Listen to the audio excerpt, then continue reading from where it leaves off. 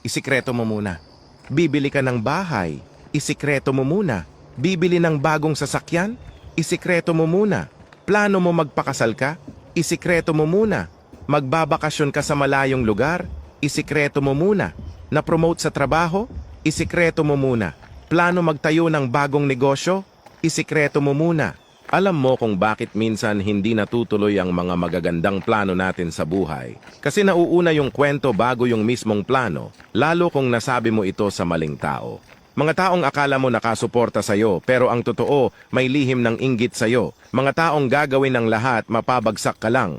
Minsan kaibigan mo pa na todo pakitang nakasuporta, pero ayaw na mahigitan mo sila. Kaya isikreto mo muna lahat ng mga plano mo. Hayaan mo tagumpay mo ang gumawa ng ingay para sa'yo. Anong masasabi mo? Comment below and follow for more.